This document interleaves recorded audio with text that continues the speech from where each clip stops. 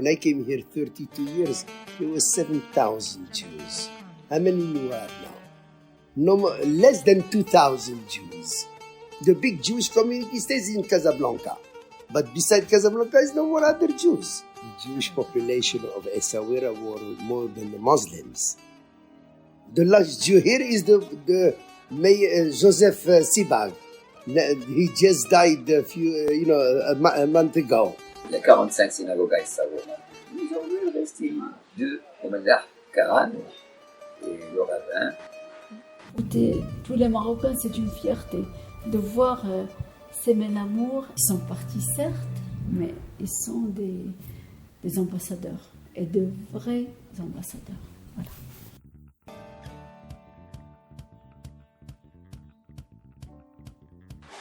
After the destroying of the Second Temple, the Jews was exiled from Jerusalem, from Palestine, and they came to North Africa. And when they came to Morocco, they were welcomed by the Sultan. He took them because of their trade. They came with a highly trade of saddle makers, silver makers, leather. They assimilated with the Berbers. Some of the Berbers, they convert to Judaism. Those who we call them the Atlas Jews, the Toshavim, the settled Jews. We are the settled Jews. We don't call ourselves Sephardim. We call ourselves Moroccan Jews because Sepharad is Spain in Hebrew. Then we have another Sikh of Jews. We call them in Hebrew the Megurashim, the exiled Jews, who they went 1492 by Elizabeth the Catholic from Spain. And they came to the north of Morocco, from Tétouan until Fez. And God forbid that somebody from the north will marry somebody from the south. Essaouira, they were more like the Jews of the north. Like you're talking about Tangier and Tétouan, everything, because they were more coming exiled from Europe, from Spain and from Portugal. The Jews of the Berbers, and they came to live here, they will be very separated from the other. For that, I don't know if you went to the house of the Rabbi Pinto. There is a very famous picture. This is the only picture exist when Rabbi Pinto said, I don't want to be no hatred between the Jews. It's the only picture that it made them mix together.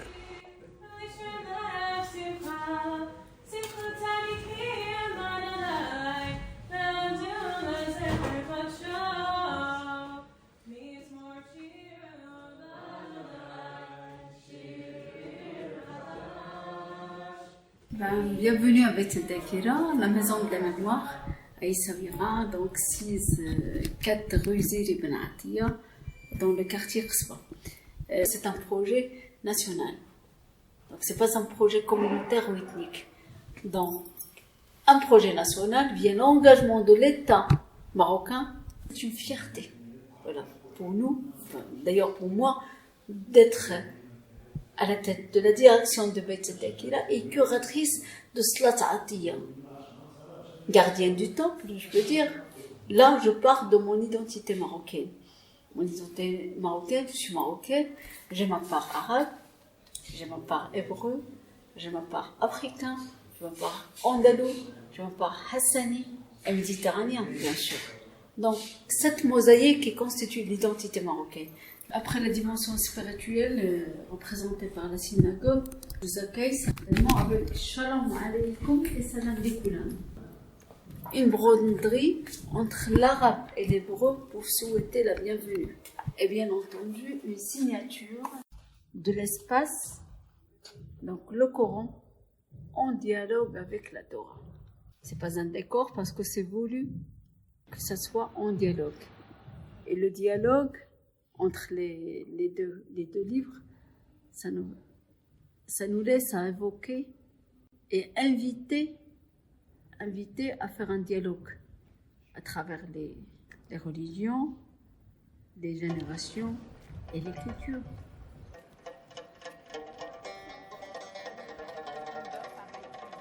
Le patron, le patron de chez José, il est mort, il est antiquaire ici. Moi, je travaille avec ton père de José, comme la famille. Parce que mon frère, il travaille aussi ici. Une partie de mon frère, moi je viens, j'ai 2 ans, je travaille avec eux. Je suis marocain comme juif, c'est là, comme ça. C'est comme ça. L'amour, et maintenant toujours l'amour. Le sultan voulait créer le port et le quartier Qasba en premier. Et là, c'était là projet parce que jusqu'à même que le port il est connu par le port de Tombouctou. C'est pour orienter le commerce vers le Sahara et l'Europe. C'est avec la construction de la Médina, donc le sultan il a sollicité les tujars sultanes, les négociants qui étaient de confession juive. Et ces commerçants étaient doués dans la gestion commerciale et économique de la cité. Et parmi certains de ces tujars, de ces négociants, ils étaient même des représentants du roi à l'extérieur, donc du Maroc, 18e siècle, 19e siècle. Mais c'est vrai, c'est la vraie leçon pour le vivre ensemble. Pourquoi? Parce qu'on assiste à des pharmaciens, coiffeurs, bibliothécaires, un artisan, mais l'artisanat, il englobe plusieurs ethnies. D'ailleurs, peu importe, soit musulmans ou juifs. The Jewish quarter. Why we call it the Mellah? Mellah comes from the word in Hebrew, salt. In Arabic, silmilh. You have to understand, in the beginning of the century, salt was more expensive than gold here in Morocco. And I'm talking about red salt, not white salt. It was founded by the Jews in the mountains. So all of it was controlled by the Sultan. In 1492, the Jews, they came to the king and said, can we have a place where we can live? So he told them, build your quarter next to the king's palace. But the word Mellah, when the Jews built the Jewish quarter, they asked, the king trusts the Jews and said, you will be the trade of salt.